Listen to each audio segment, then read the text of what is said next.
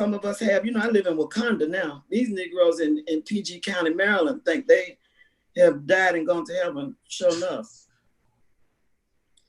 But what I think about is my grandmother was twice as smart as I am. But she was a laundress. She took in laundry for white folk. She didn't have the opportunities I had. My mother was 10 times smart as I am, but every profession except school teaching was closed to her.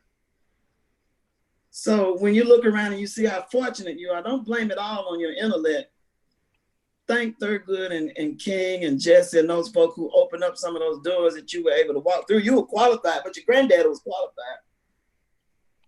You just got a better break. Yes.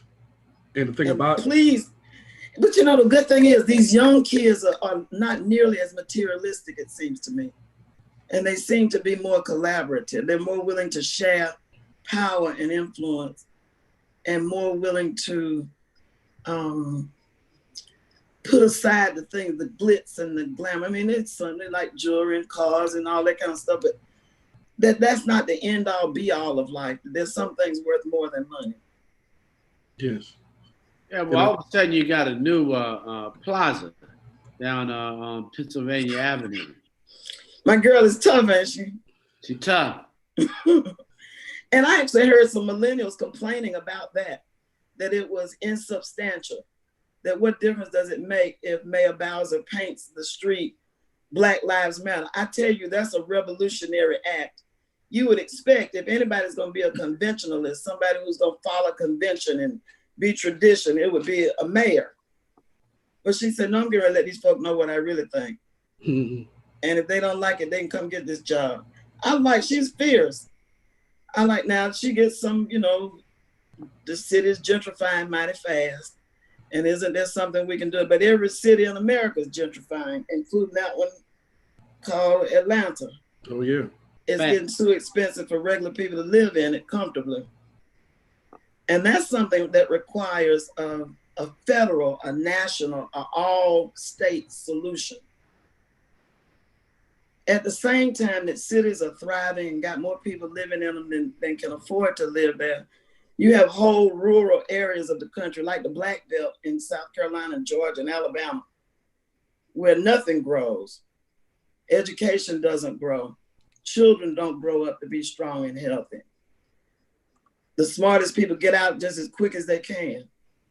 Those people are being neglected too, Black and white, because we've got unprecedented, not even in the roaring 20s did we have the concentrations of wealth that we have now. And it's worse than any other industrialized country in the world, where the top 0.1% control half the wealth in the country. That's obscene. But this pandemic, it may help us to reverse some of that, because somebody's gonna have to pay back those trillions of dollars that the banks got and those corporations got. Yes, the country is definitely going to have to reset, because I read somewhere where that maybe it was on one of the news stations that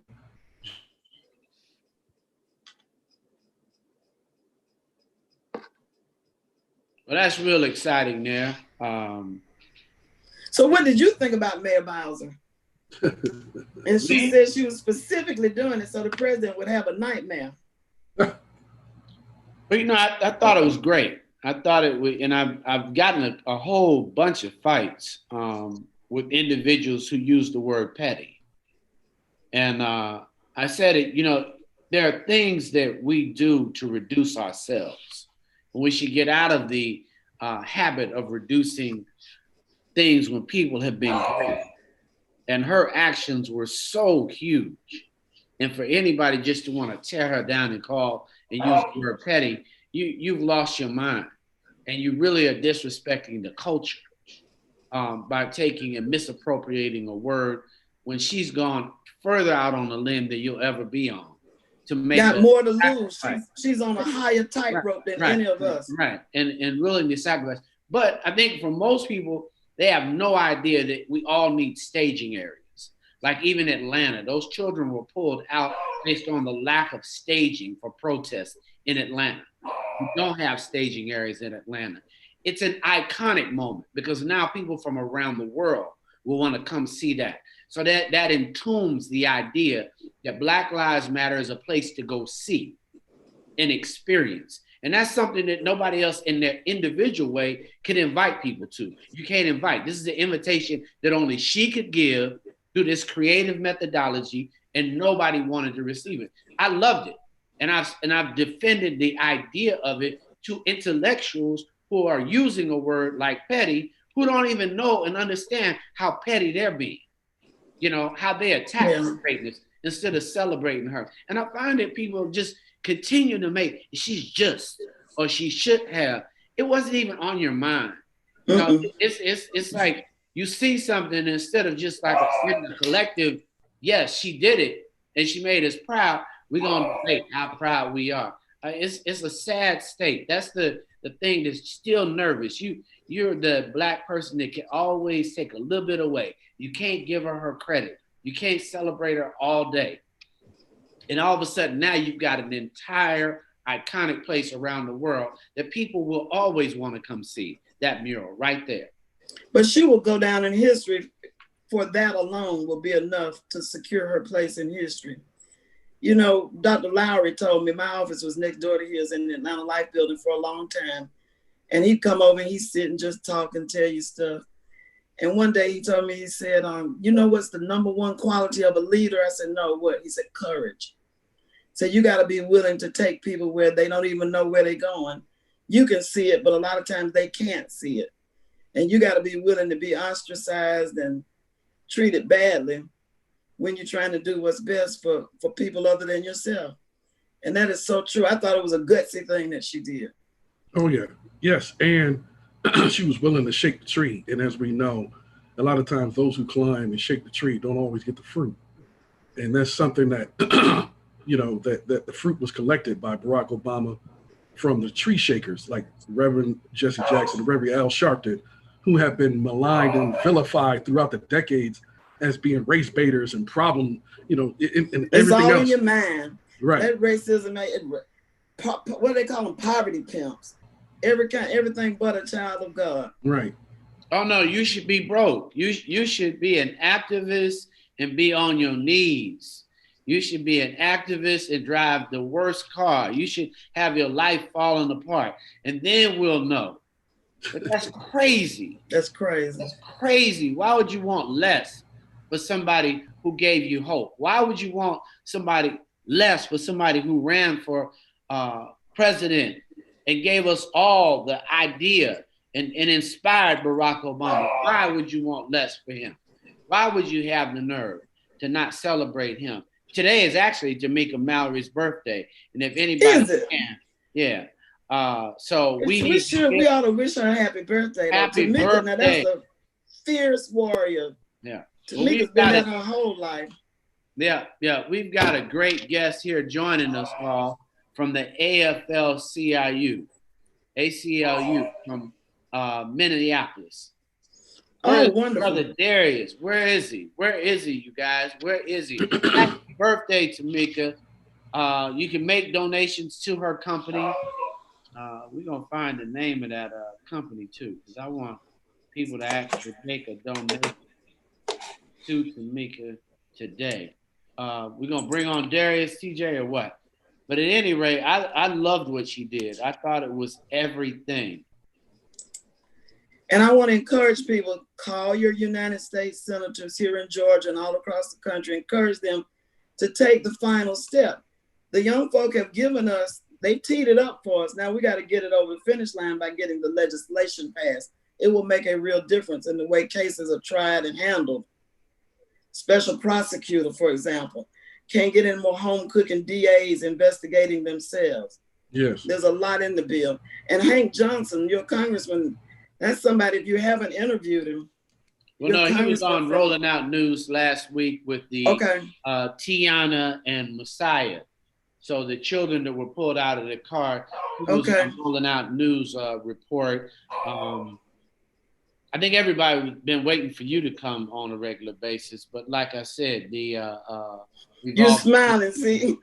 You know I'll come anytime you ask me. You know that. I just want you to know the importance of your voice, and I think we all underestimated that mayor. She just hit him in the head so quick. And had it up the next day. It was beautiful. I've enjoyed being here with you. Got to go get ready for tomorrow. Got meetings tomorrow. We got to vote tomorrow. Oh, that's right. You got your primary tomorrow. Tomorrow. Absolutely. I hope there's enough machines. I hope there's social distancing. I hope people voted by mail. I wish I had voted by mail. You know, they talk about voting by mail as if it's new. I've been voting by mail, I guess, a decade. Because if you're out walking the street on election day, you ain't got time to go vote. No. Thank you, Munson, for what you're doing. Thank you. Peace, brother. Thank you. Talk to you soon. All right. Anytime you ask. Bye-bye. Right. Bye-bye. Hey, Terry, you can get in the streets. You ain't got to be in the streets, but you got to be in the struggle. That's what I say. You can't be in the streets, but you got to be in the struggle. I want to thank Janice Mathis, CEO of the National Council of Negro Women. Beautiful national organization housed in DC. They own the only Black-owned building on Pennsylvania Avenue.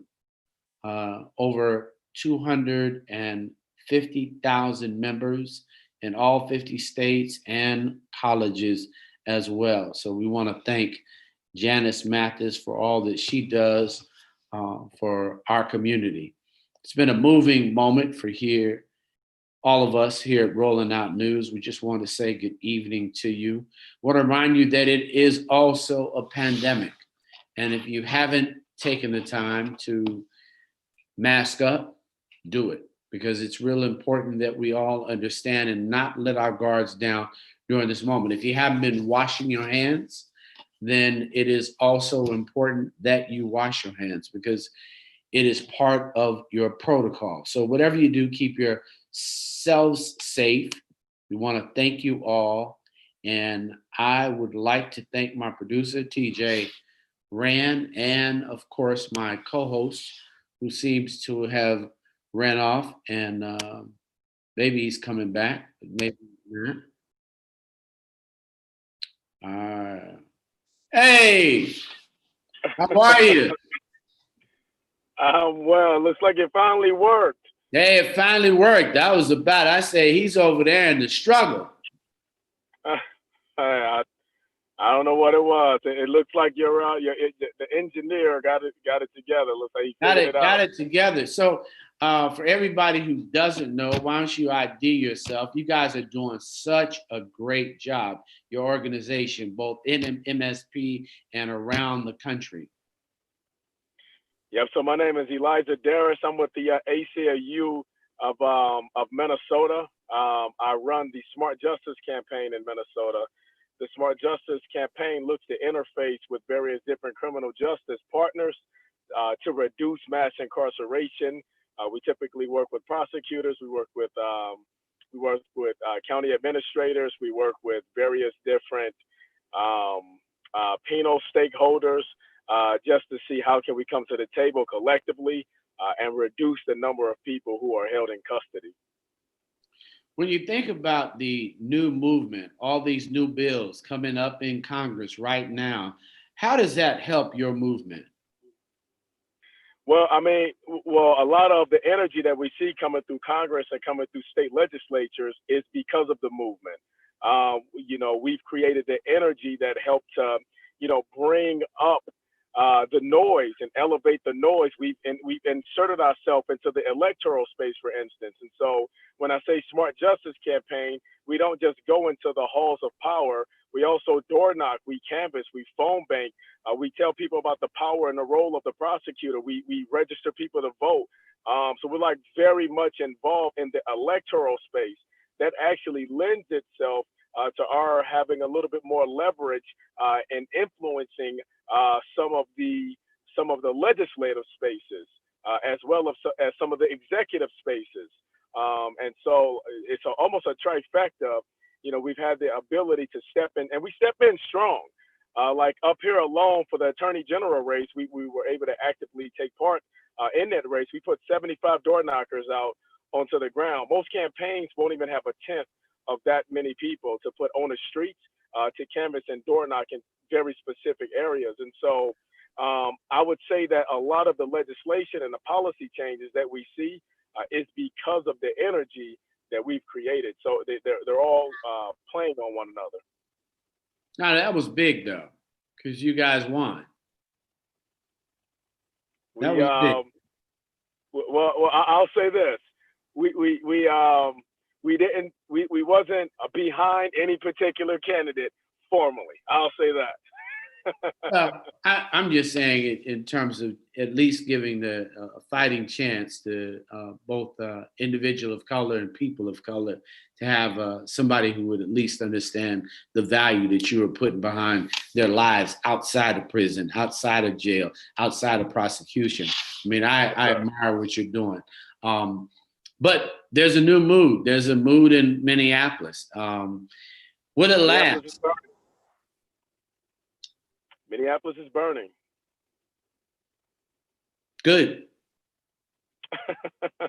Yeah, and so what we're finding ourselves is at the cross section of centuries of inhumane treatment and brutal treatment by one of the more brutal police forces in the nation. Amnesty International actually once several years ago named MPD as one of the more brutal police forces in the country, in that they have a lot of settlements out of court, and gag orders are put on a lot of those settlements in terms of, I won't even mention some of the brutalities in which they settled out of court. In the history of Minnesota, there has never been one conviction of any white officer for killing any black or brown person since this state has been formed as a state. In fact, in this state's entire history, there's only been one police officer ever convicted of killing a citizen, and that was Muhammad Noor, a black man, when he shot and killed a blonde-haired white woman a couple years ago. Yeah, no surprise there. But we have a new attorney general. Yep. And he has a huge responsibility right about now. Yeah, so the eyes of the world are on him. I don't envy him. I don't envy the task. One of the things that I respect most about him is that he didn't shrink away from the duty. He didn't shirk it. He said, if and when it lands on my lap, I'll pick it up. Now, he said this in conference, and when we were in committee meetings, I'm also part of a task force that was put together that was looking, how can we reduce deadly force from police encounters? And he and one of the chiefs of the Department of Public Safety, they headed that committee. They brought many stakeholders, including myself, together. And during that, he said, if a situation like this occurs, and if the county attorney says that he wants to turn a case like this over to me, I will take the case. Well, it happened. It occurred. He took the case. I don't envy him. All eyes are on him. All activists are watching. All newslets are watching. The nation is watching. This is a big situation. The world is watching. That's what I was about to say. The world is watching. Yeah, the world is watching. And so I don't envy him, but I do respect his ability to answer the call and to say, yes, this is the first time in the state's history that an attorney general has taken a case like this and is moving forward a prosecution. When he took the case, he immediately elevated the charges from third degree. In Minnesota, you would get a third-degree murder charge if you give somebody bad meth and they have an adverse reaction to a bad drug. So you would charge the drug dealer with third-degree murder, right? And so it was an insulting charge, very insidious and very disrespectful and demeaning by this county attorney to bring those types of charges. Even if you look at the charging instrument, the complaint itself, riddled within a complaint itself was avenues for the defense to put together an answer to the complaint. The prosecutors have never, in the history of prosecution, ever done that, in that they codified, in that they wouldn't have never codified a defense inside of their complaint. He talked about heart failure. He talked about drugs. He talked about all different kind of things that, like, prosecutors, they never do this. And so, the attorney general came. He amended that outrageous complaint, and he elevated the charges to second-degree murder and then conspiracy for all the others. I think those things are moving in a direction that will just be very weighted. But I think the other thing is Minnesota has a whole lot of atoning to do, because when you go to North Minneapolis and you think of South Minneapolis, the disparity actually shares some polarization between the Black community. You've got the corporate Black community, and you've got those in North Minneapolis that seem disenfranchised. I'm not sure how we're going to mitigate that. And then inside, it tends to be the one African American syndrome, where they've got one in that decision making at each of the corporations. How will that disparity, economic disparity, home ownership, education, how will that disparity and the corporations of there come to atone for the disparity being there? Because they've basically created it. Yeah, and so, we sit at the epicenter of multiple different Fortune 500s. I mean, Target is headquartered here. Best Buy is headquartered here. 3M is headquartered here. I mean, heck, the NAACP of Minneapolis sued Target Corp for its abject refusal to employ people with even the most menial of backgrounds. And so, I'm not surprised that people ran all up inside of Target and took everything out. I mean, just to get a job as a greeter, you had to jump through all kinds of hoops, in that they would want to be dead center in the middle of our community and not hire any of us. While the suburbanites came and shopped and had a great shopping experience. But I would say what actually strikes at the core more so than the disparity between well-to-do African Americans and some of the ones that are struggling a little bit more is the Black-white disparity. In fact, the Black-white disparity in terms of wealth is actually the worst in the nation. It's why Minnesota, specifically Minneapolis and St. Paul, leads the nation in disparate outcomes and disparate measures when you look at quality of life and quality of living.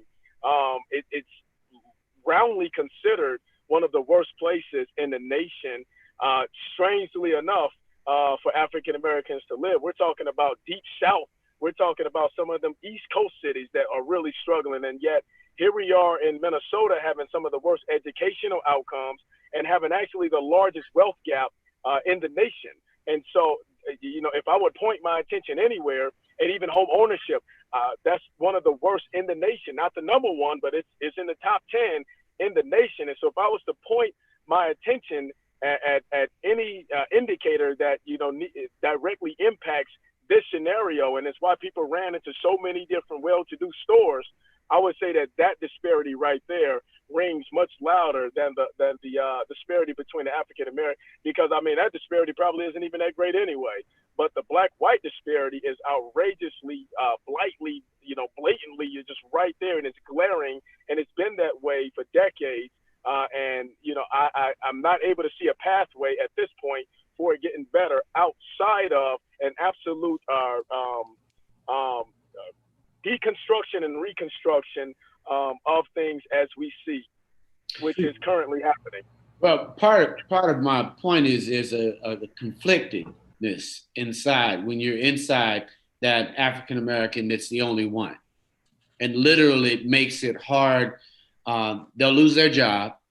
There's already only one. So I think your point is clear. Obviously, I'm saying that, but to increase the numbers inside, we're going to have to even support those that are inside even more.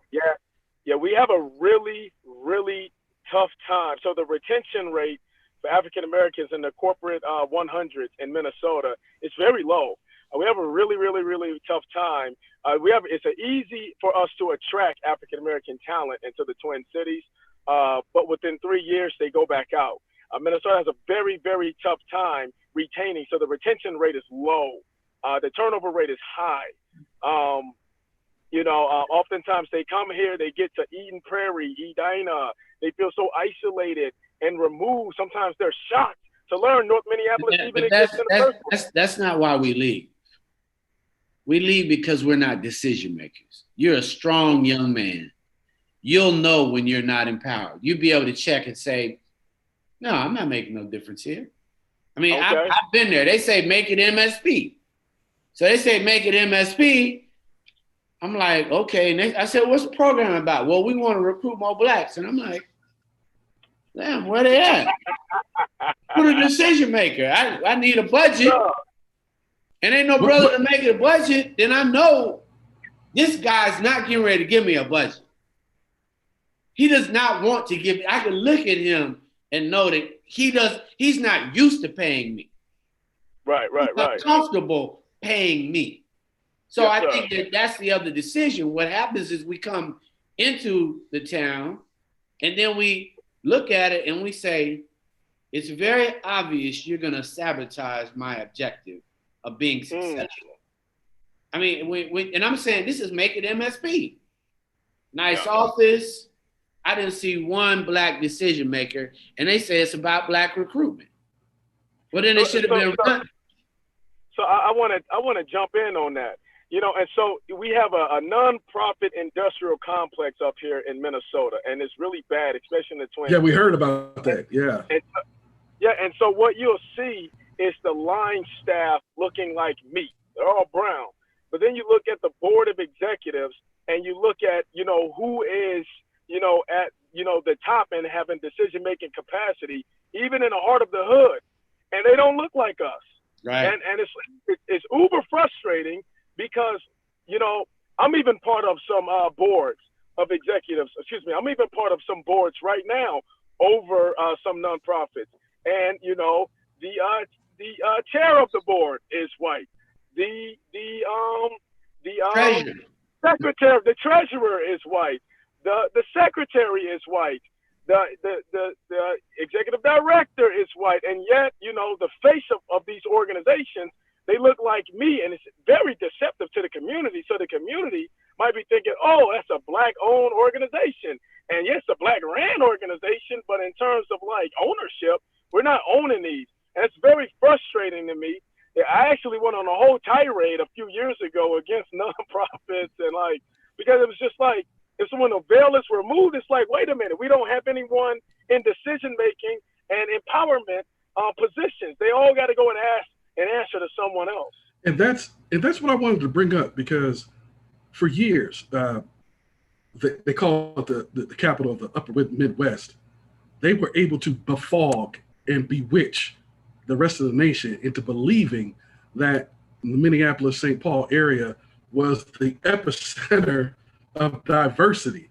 And they were able to say, and we believed it because we had never been there, so we just took them at their word. So I wanted to know if this was part of what made this a powder keg of insurrection, because of the fact that these people were being trampled upon while they were basically trumpeting out to the rest of the nation that this is a place for diversity. You can come up here and get along. We accept everybody. And they have that face of the lower levels where it's all black, but the upper level, which is hidden, the hierarchy was all white. So what do you believe became the powder keg? What made this explode? What made this the center of gravity for the insurrection in this country? All of that. I mean, it's all of it combined into one. We call this the Jim Crow of the North. They call it Minnesota nice. We call it Minnesota ice. They smile. You see, I'd rather be down there with the Bull Connors, right, that say segregation now, segregation tomorrow, segregation forever. I get that. I can flow with that vibe. I know where you stand. And yet, up here, you get these smiles, right? They smile. They say, bless your heart, right? And they say all of these different code phrases, right, which really means I hate you. I can't stand you. Actually, I want to see you dead. I want to see you out of the way. I want to go ahead and build my family's legacy on top of you, right? But I want you to make sure that you stay subjugated and relegated to a certain part of society. right? And so, we have been experiencing that for so long in Minnesota, but it's so difficult because they're not just blatantly, outrightly saying it. And so it simmers under the surface.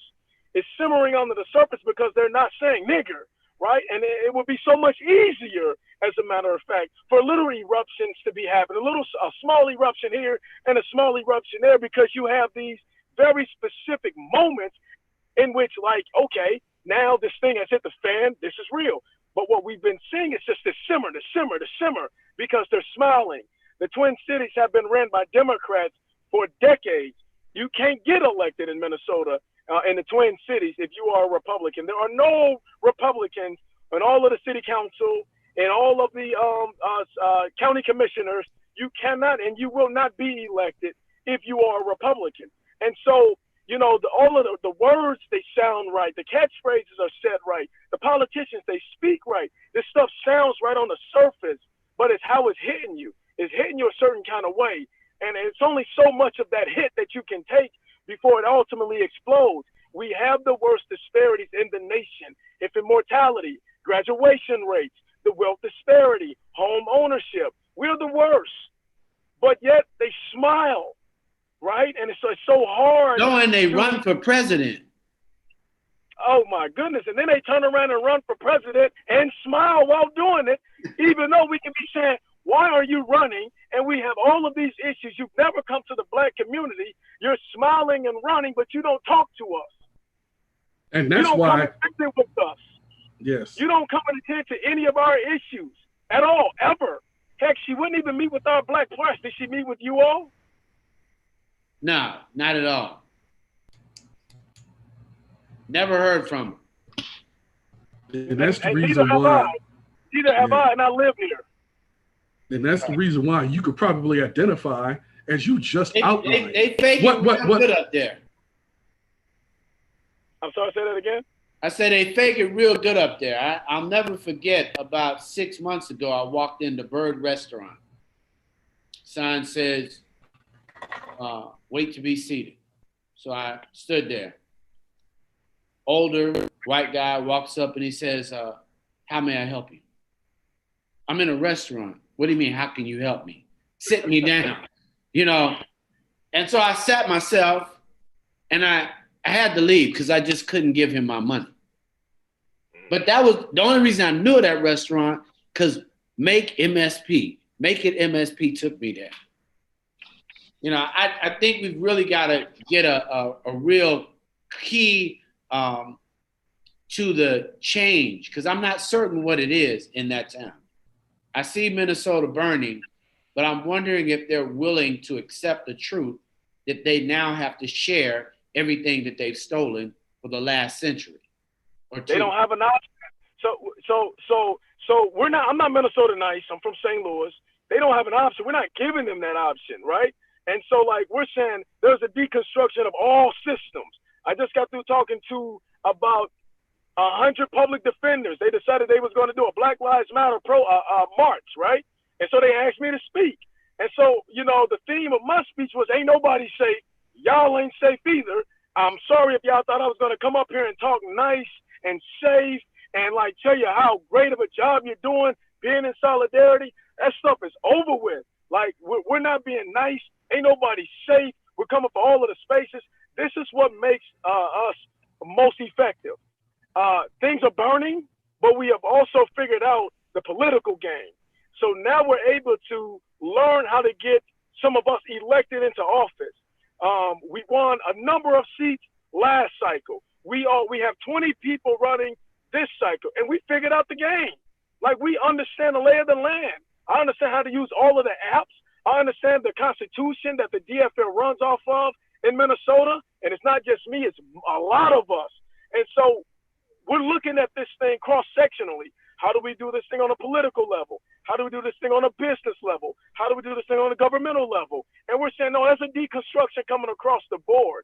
And so now we're at the epicenter of a lot of the confluence of a lot of these different organizing activities now coming together. Now we're no longer siloed. We burned all the silo walls down. So the firewalls have come down because of fire. And now we're all communicating in ways that we've never communicated before, and it's outstanding, right? And so now we're not giving them a choice, right? We're literally taking it. We're literally taking it, and they're giving it up. And if they don't, that's fine. We just wait about a year, and then you're out of here. Yeah, no, that's good to hear. Because make sure we get make it MSP on that list. Because that budget is real, and all of those corporations definitely participate. So who's the ED of that right now? I don't know. I'll send that to you. I met with them. There was nobody black as even an employee. I mean, everybody black that we related to was a contractor, and you and I both understand how that works. Yeah. I'm gonna give y'all the kibbles to act like it's about parties. I'm like, nah. People only come here if they figure out they can win. Nobody black is coming to volunteer for your slavery. Nobody's getting ready to do that. Nobody's gonna volunteer for your disparity. Nobody with good common sense. If they got talents, they can go someplace. And that's what makes people leave. You know, because everybody can feel it, they can see it, and we know it. So I think the challenge is not only there, but I think it's even inside, because many of these corporations have too few blacks. Like literally, you'll be at Target in multicultural, and there's no culture in the room. That's an impossibility. I've been writing for the last 8 months to get my children's books in the corporation to the director of multicultural, the sister. I mean, and there are lots of us that can't get our products in Target, African Americans across the country. You can't just, oh, it's in the beauty department. Oh, it's a black female department. Black owned. Key. You know, so I think it's opening doors and demanding, like you said, we're not going to wait no more. And you're not safe.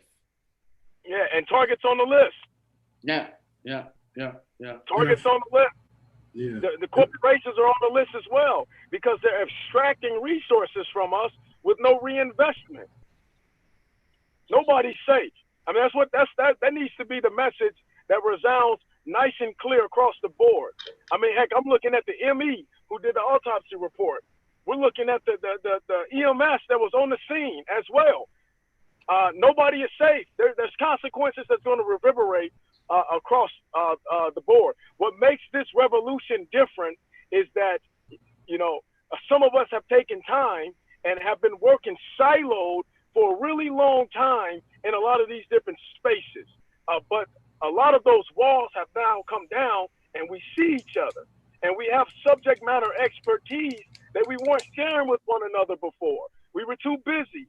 We were, in our spare time, we was too distracted. There's no distractions now, right? Or we're not too busy now, right? There's no sports. There's no going out. There's no concert. There's no none of that. So what do? We share information. We jump on Zooms, right? We do everything that we can, right, to figure out how do we dismantle and disrupt.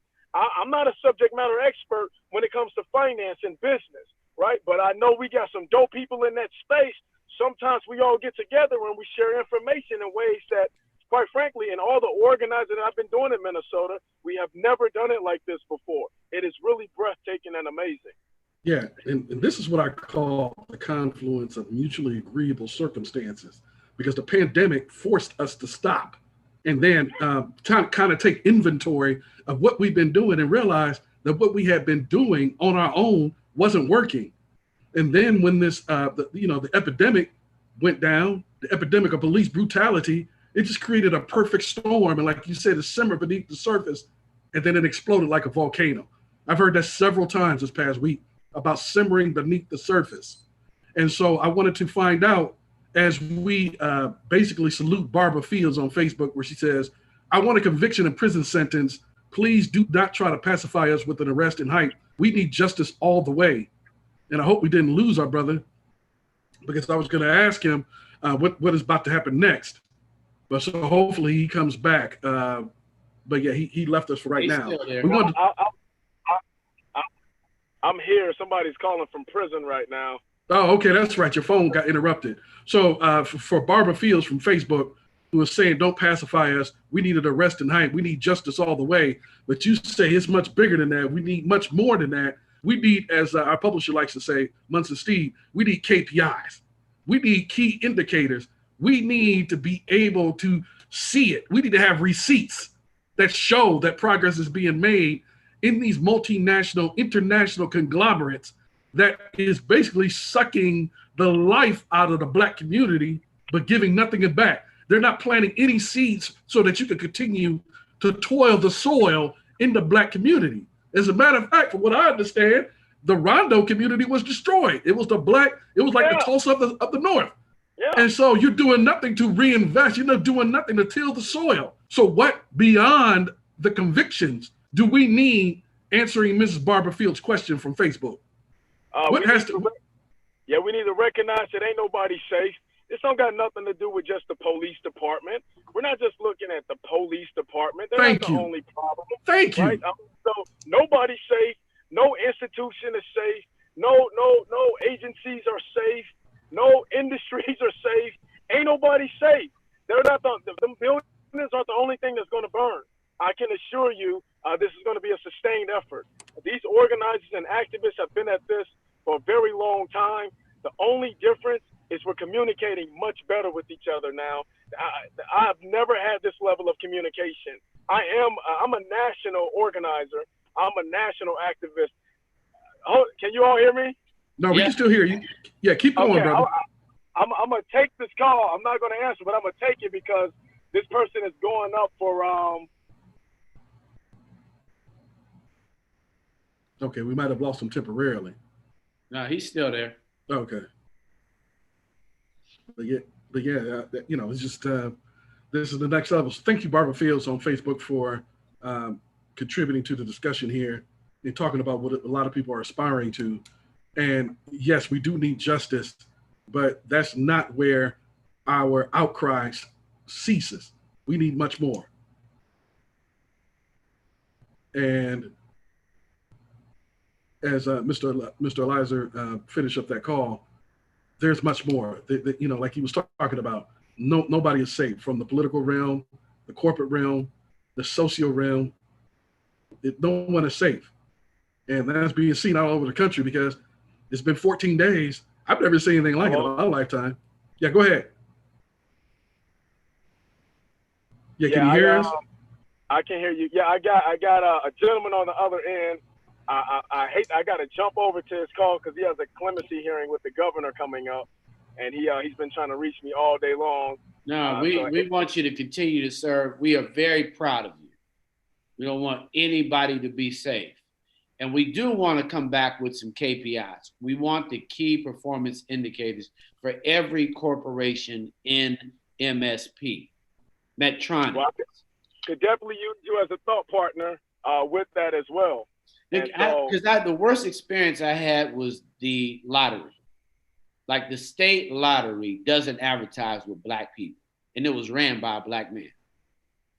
Oh. Not surprised. I'm not surprised. I'm just saying. I tell you, I definitely appreciate the opportunity. I would love to come back and you come back. We'll catch up, but let's help that brother. That's most important right now. Yes, sir. Thank you. All right, All right, my so brother. Much. Thank you for the invitation. Thank you. All right, Terry.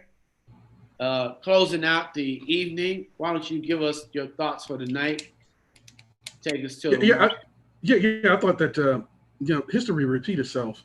It tends to when it's not reconciled, it tends to repeat itself. And what he was talking about, the simmering, and what he was talking about, those smiles, they were not actually coming out and calling them niggers in their face like they did in Birmingham. And it goes back to a quote from Malcolm, and I'll close it out. Malcolm said he prefers rattlesnakes to silent cobra snakes because a rattlesnake will let you know that your presence in my space is not wanted. You need to leave. Whereas a silent snake will make you feel safe and will deposit some venom in your backside.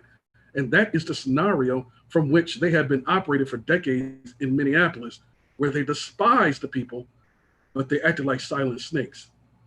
And so that has been obliterated. That scenario, that landscape has been obliterated, and something special is developing here. And I'm excited to see how this unfolds, because it's like it's basically like going into a cocoon. What kind of how will it manifest itself in the end after it becomes a butterfly? What will it become? So I'm excited to see what's on the other side of this. Well, I think it's wonderful, Terry, that our community is uprising.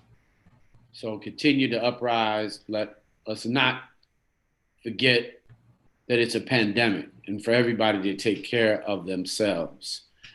This is Rolling Out News tonight. I want to leave with the famous quote from Janice Mathis at NCNW.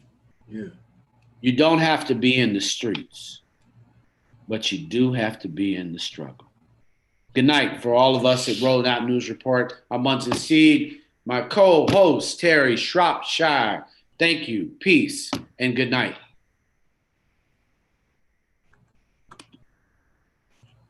Thank you. Great job, Terry.